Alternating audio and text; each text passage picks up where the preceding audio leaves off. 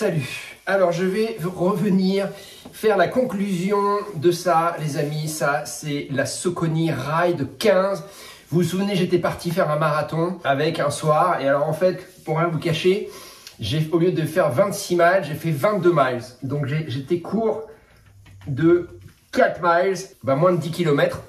Il était tard, c'était la nuit, bon, j'ai pas d'excuses. Alors du coup, j'ai continué à courir avec cette chaussure. Alors depuis, je pense que j'ai fait plus de 100 km avec cette chaussure.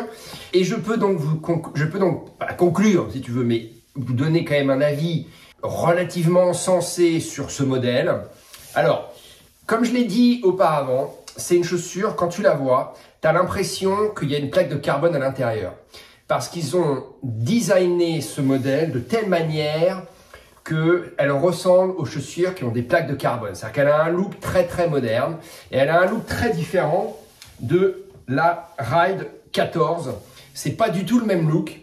Hein. La semelle intermédiaire est pas du tout dessinée de la même manière. La tige est pas du tout la même.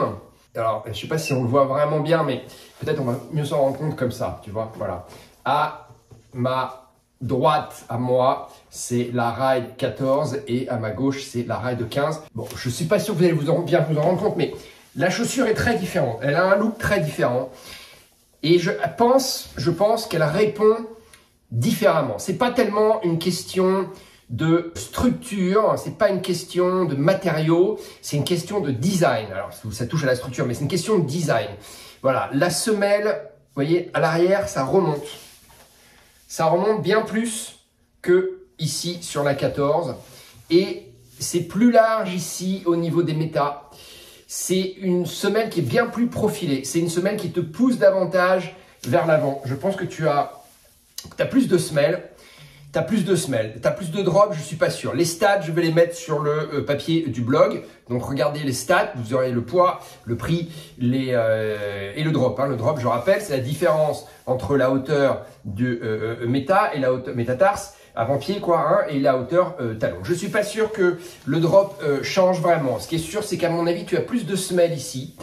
Tu as aussi le système sur lequel Oka a beaucoup communiqué, qui est le système du siège baquet. Tu as l'impression ici que tu as plus de semelles, c'est pas le cas. Tu as plus de semelles. Je pense que tu as quand même plus de semelles qu'ici.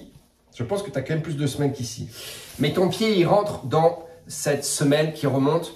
Alors ça a des avantages et des inconvénients. L'avantage, c'est que ton pied est particulièrement bien tenu. C'est le système du siège baquet qui est propre au siège baquet. C'est les sièges des pilotes de rallye.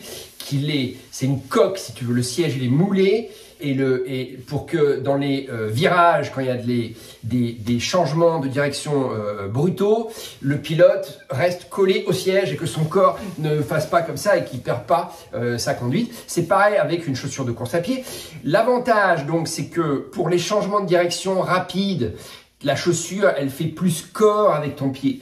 L'inconvénient, par contre, et pour moi, il y a un inconvénient majeur dont j'ai déjà parlé sur les chaussures Oka, c'est que pour peu que tu aies le pied un petit peu large, ton pied, il est un peu comprimé, si tu veux, dans la semelle ici, qui forcément, par nature de structure, va être beaucoup moins souple que qu'une tige. Et donc, ton pied, il est certes mieux tenu, mais voilà, ton pied, avec la distance, avec la fatigue, avec l'âge et avec tes années de pratique, ton pied, il peut s'être un petit peu affaissé. Et sur les longues distances, comme par exemple un marathon, ton pied en début de course, il va pas ressembler à ton pied en fin de course. Pour le coureur lambda qui met 4 heures et plus sur un marathon. Je parle pas du champion qui va mettre 2 heures, 2 heures et demie. Bon, voilà. Mais le mec qui est là dehors, surtout s'il fait chaud pendant 4 heures, 5 heures, 6 heures sur un marathon, son pied, forcément, ça va s'affaisser, sa foulée va pas être aussi pure qu'auparavant, et puis son pied va gonfler surtout, et là, c'est là où tu vas commencer à avoir des soucis, parce que autant sur une tige, évidemment, la tige, elle te part, c'est souple, tu vois, c'est une structure très souple, autant là, la semelle intermédiaire, ça va pas être souple, et donc ton pied, il est maintenu, sinon contraint, voilà. Donc, ça, c'est le petit bémol, je dirais, de cette chaussure. C'est-à-dire qu'attention, sur les très longues distances, je suis pas sûr que ce soit une chaussure pour faire des très longues distances. Pourtant, elle a suffisamment d'amorti. La tige est très très confortable. Elle aurait pu s'y prêter, mais ce côté siège baquet à mon avis, ça convient pas à tout le monde. Moi, ça ne me convient pas. Ça peut vous convenir à vous si vous aviez le pied généralement fin ou d'une largeur moyenne, je dirais. Mais pour peu que vous ayez le pied un petit peu large, ce qui est mon cas, je le dis souvent, eh ben, c'est pas une chaussure que vous mettrez sur très longue distance. En revanche, c'est une chaussure que vous pouvez mettre parfaitement sur un semi, sur un 10 km, il n'y a pas de souci. Alors, je pensais à ça l'autre jour. Qu'est-ce qu'elle a de particulier, cette chaussure? Eh ben, je trouve que c'est une chaussure qui est globalement, si tu veux, elle s'oublie, tu vois. C'est une chaussure qui est confortable, c'est une chaussure avec laquelle tu peux tout faire. Et je pense que si tu dois avoir un modèle de chez Saucony aujourd'hui dans ton placard, c'est celui-là, c'est la Ride. Parce que la Ride, elle est passe-partout et en plus elle a ce petit look de chaussure un peu compétition, hein, la semelle on le voit, hein, ils se sont quand même très inspirés, ils sont quand même inspirés des chaussures qui sont aujourd'hui qui font la une des magazines pour les marathons, pour pas les citer, les Nike. La semelle elle remonte, la semelle elle est bien épaisse. Donc, tu as un bon amorti et puis tu as une poussée sur l'avant.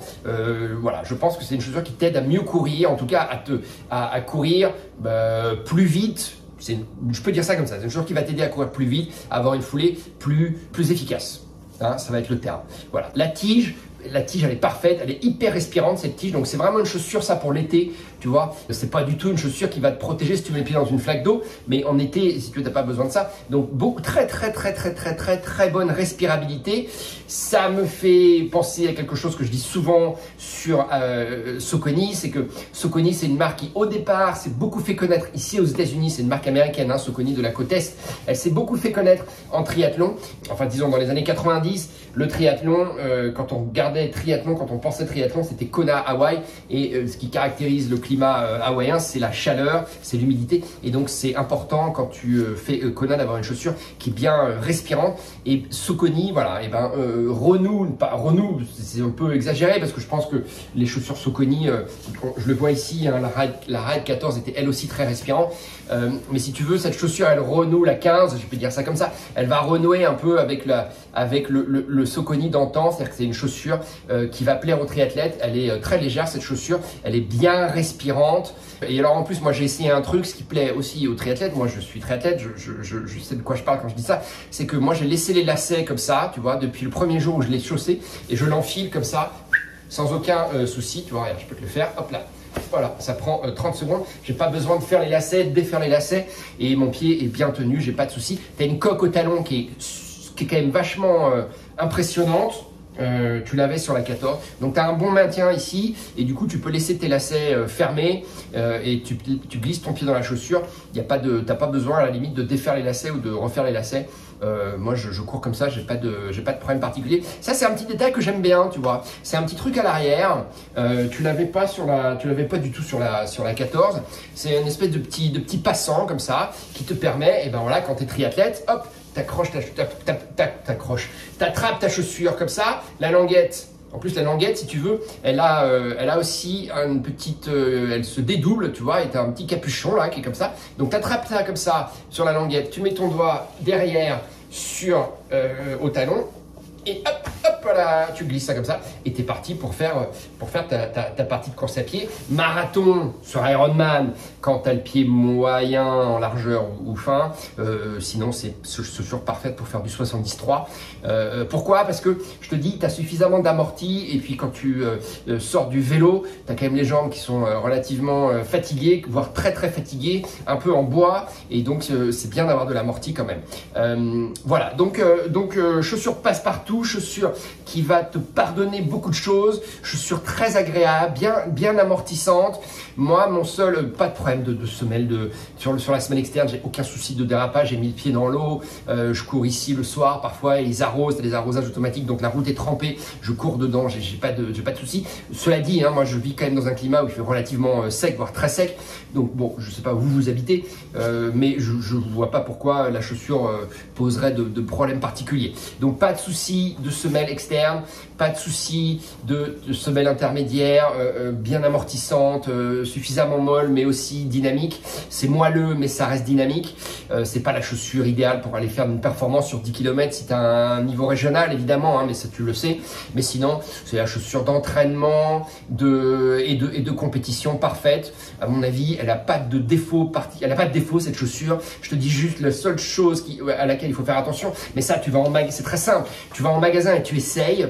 Hein, et ça, c'est vraiment ce qu'il faut faire sur une chaussure de course à pied. Moi, je suis jamais pour les achats internet, sauf si tu te connais parfaitement et tu sais que tu veux racheter exactement le même modèle, si tu veux. Mais sinon, le mieux, c'est quand même d'aller en shop pour te faire une idée de la chaussure et va courir dans la rue, va courir sur un tapis, s'il y a un tapis dans le magasin. Parce que voilà, le seul petit point d'interrogation, bémol pour un profil comme moi, mais interrogation en général, c'est ici cette semelle qui remonte, ce design là qu'ils ont fait, bon, qui donne un look très sympa, mais je te dis qui sur les longues sorties, si tu as le pied un peu large, peut te contraindre un petit peu le pied. Voilà, c'est mon seul truc. Sinon, la chaussure elle est vraiment top. Et je crois vraiment, si tu veux, que je te dis voilà, j'ai fait je dois faire 100 km avec.